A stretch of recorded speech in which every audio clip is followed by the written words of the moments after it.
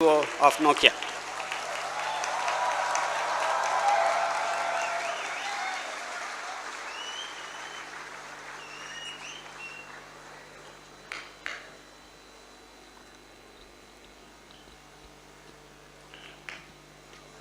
Thank you, Dr. Heber, and good evening to all of you. I'm enormously pleased to be here on the occasion of Manipal University's 23rd Convocation. I'd like to start by giving my deepest thanks to Dr. Ramdas M. Pai, Dr. Ranjan Pai, Dr. G.K. Prabhu, Dr. Balal, Dr. Vinod Bhatt, Dr.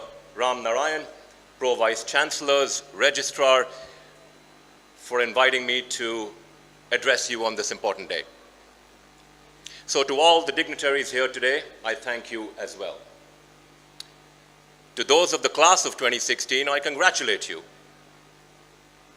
In 1989, I could have been sitting where you are now, ready to nod attentively as the commencement speaker told me things that I would probably soon forget. Ready to kick my fellow students should they doze off in the middle of the speech. Sleep is important, you know. And hoping that, they would do the same for me. I know how these things go. After 4 years of being talked at by professors and others, you have had enough. It's entirely possible that you are thinking more about celebrating than about what you will hear from this podium today.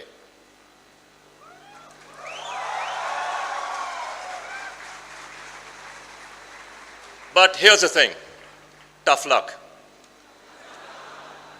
After all, I did not put on this gown for nothing. Luckily for you, wearing it makes me feel a little bit more wiser than usual. Even a bit more serious. As you can see, I was sitting pretty seriously there. Heck, even a bit distinguished. And I am thankful for that, because you probably expect me to say something profound, something sage, something that will spur you forward to succeed in the next phase of your life.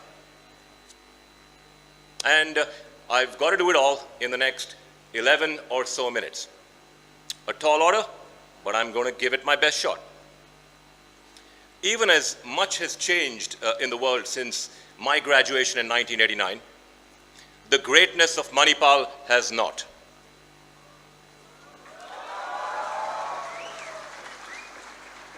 In 11th grade, I told my father that, this was the university for me. And it was. Because I found academic excellence without a doubt, but more than that as well. A place diverse in ideas, experiences, people, and an extraordinary mix of hard work. All day studying in the reference library during exam time, all-nighters in the 5th block. Yeah, from time to time, not always. My roommate was better at that. Pushing to graduate with distinction on the one hand, and evenings at Kamat's canteen. I was very happy to see it there today. Walking at Endpoint, weekend movies at Diana's. I remember watching Sagar Kinare type of thing there. Having filter coffee at Shantala's, and having a seriously mid-work, midnight bun masala at the carts at Tiger Circle on the other. It was a place of close friendship. And having lived with 7 friends in D16B in my 3rd year, I guarantee you that I know the meaning of close. It was pretty tight, the rooms were small, but I mean it in a more deeper way as well. A place of early lessons in leadership, being founder and secretary of our private canteen, Sheetal, supporting friends in student elections. We lost all the time, but the learning was more important. All the richness of life, all key to making me who I am today, just as your experience here will be key to who you will be. But I'm here to tell you that outside this seat of academia, the world is changing fast. In fact, you are entering the postgraduate world at a time of two major inflection points. One is in technology, and the other in the established world order. As someone who was born in India and raised in Kuwait, whose early career spanned India, Nigeria, and the United Kingdom, who is now a resident of Finland and a citizen of Singapore, who spends more than 200 days per year traveling, and who leads a technology company, I hope I can provide you a useful perspective on these topics.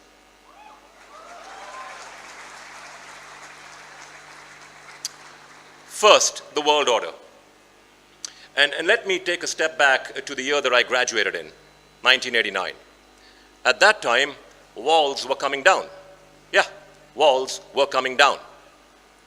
The Soviet Union was crumbling, and shortly after I left Manipal, the Berlin Wall collapsed and the Cold War was effectively over. In its place, globalization started to take hold. And between then and today, its pace grew and grew and grew. More people traveled to more places than ever before. Opportunities to see, to understand, to accept accelerated at an extraordinary rate. Air travel more than quadrupled. Passports went from being a rarity for the few to a necessity for the many. All this movement was supported by a new kind of linkage between people, by mobile phones, with Nokia at the forefront. Global trade was on a meteoric rise. Between 1985 and 2007, trade volumes shot up at around twice the rate of the global gross domestic product.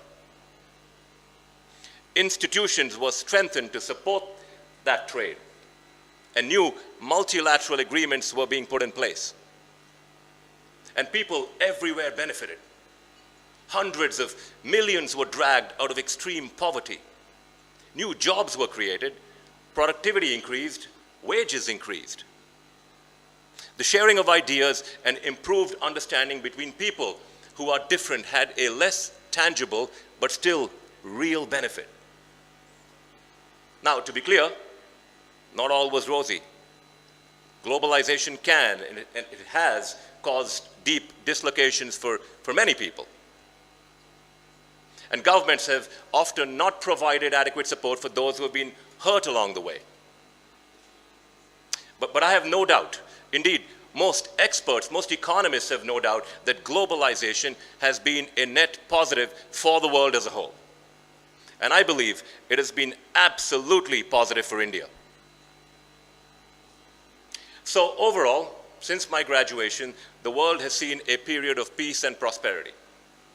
Not a perfect time, of course, as too much poverty and too much conflict still racks our world. But relative to earlier eras, these have been good years. No doubt about it. Today, as you prepare to leave Manipal, the story is a little different. In fact, there is a high risk that walls will start to go back up. Many countries are beginning to look in, not out.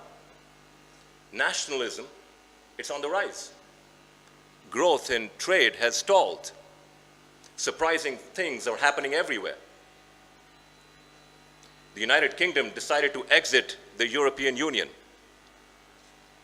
Donald Trump, now the president-elect of the United States, has questioned some of the foundations of global trade and established alliances. There is a risk that France could swing to the nationalist right in its upcoming elections, and that Germany could follow suit in the post-Merkel era, partly in reaction to the ongoing immigration crisis. Big trade deals that have been painstakingly negotiated are collapsing. And public opinion in many countries has now turned solidly not just against globalization, but even against the broader concept of free trade.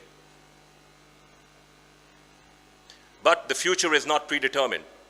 Yes, the risk is real, but we can still change the path that we are on.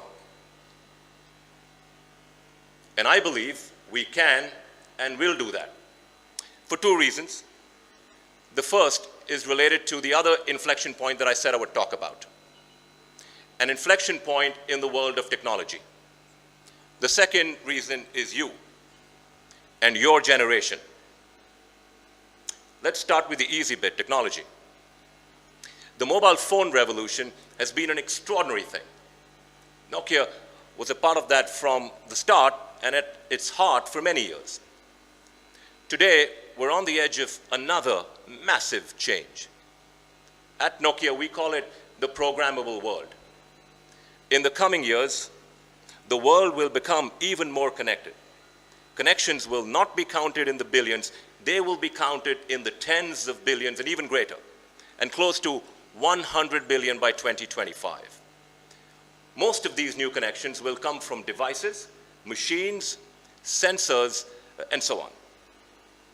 And while the number of connections is important, what matters most is not the separate parts, but what those parts can create when working together in harmony with intelligence to create something more, something better, something truly revolutionary with extraordinary human potential. We will see improvements in so many things. Use of scarce natural resources, industrial productivity, some call it the industrial internet, health and safety, freeing of time from mundane tasks so people can focus on what matters and on each other. The promise is extraordinary, and it gives me confidence that in the coming years, the world will not be worse, it'll be better. And so do you. You give me confidence because you and your generation are different. And that is doubly true for those that have the benefit of the terrific education that you have received. You are more informed, you're more connected, you're more worldly in both your outlook and your experience. You are more open to change, more tolerant, more accepting of those who are different. I see it in those of you that I've met here in the last couple of days. I see it in my own children who are close to you in age. And your differences are powerful. And they say to me that the concerning things that we are seeing today will not last. They will not stand the test of time. A course correction will take place as you make your mark in the world as a new generation rises. Because I believe that what we are seeing today is the last gasp of earlier generations. Concerned, frightened even, about their loss of place in the world that they once knew. Finding that the levers of power that were once exclusively theirs are slipping away to a new and more diverse group of people. And yes, I'm one of those earlier generations. Just as I supplanted others, one of you here today could very well supplant me in some future year. And that is exactly as it should be. As you prepare to assume your rightful place, you will be faced with many choices. Many choices. Some easy, some hard, some important, some not. Now, I cannot advise you on those specific choices. They will be yours to make in your own unique way. But I can at least suggest some things that you should consider as you weigh different options. First, choose curiosity over clarity. In time, your marks and grades here at Manipal will lose their relevance. In time, many of the things that you learn here will fade to the recesses of your mind. I can tell you that as the years pass by, I find that the recesses of my mind have their own recesses. But one thing I learned here at Manipal is how to learn, how to be a lifelong learner. I hope you commit to the same. Never stop, stay curious, stay engaged, question, ask searching questions, and learn. Second, choose diversity over uniformity. One of the many things I learned at Manipal is how all the wonderful differences of our world make us richer. They make us better. How embracing diversity, how being inclusive makes us stronger. how walls between us diminish us all. And I'm sure that you learned these things as well. And I hope they are lessons that you never forget. Third, choose passion over discipline.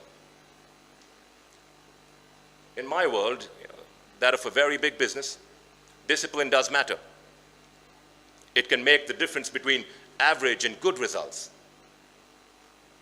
But getting to stellar, it requires more. And that more is passion. People who care, who are committed, who go the extra mile. People who believe in what they're doing, but always want to do it even better. People like some of the professors that I had here. Dr. T.G.S. Murthy, Professor K. Kamalaksha, Dr. Hebar, Dr. S.J. Bhatt, and my terrific final year project guide, Dr. Niranjan Yusi. Thank you, sir, for saving my final year project. Those are the kind people who really made a difference. Be one of them. Fourth, choose honor over success. As you proceed in life, you will see people who look like winners, but they're not. And do not ever mistake the trappings of success for the real thing. Drug, doping athletes, business people who bribe and cheat, individuals who lie and abuse. Fancy cars, Olympic gold medals, strong business performance, none of it means anything if acquired the wrong way. Never succumb to the temptation. It will never last.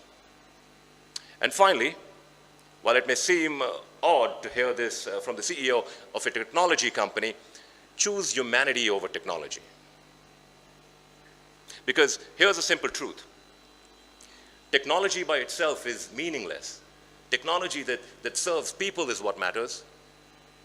The connectivity that we have today is extraordinary. And I believe it brings people together. But it'll get even better. In the coming years, technology will automate and simplify all kinds of mundane tasks, all kinds of routine tasks. And by doing so, it will give a gift of one of the world's most precious resources, the gift of time. And I would encourage you to use that time wisely. Not for another hour in the office or another scan of social media, but to be present, to talk to the person next to you, to share your experiences, to help others, to be human, and to be part of humanity.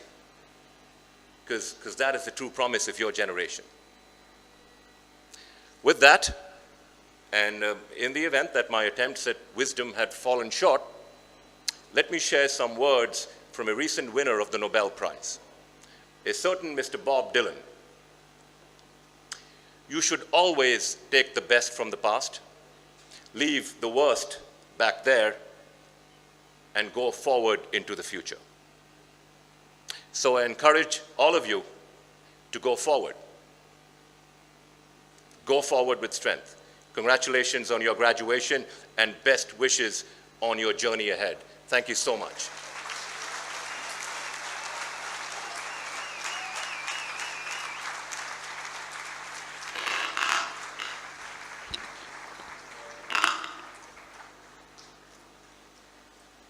Thank you, sir, for the pearls of wisdom you have shared with us through your life's experiences, juxtaposed against the realities of the world out there.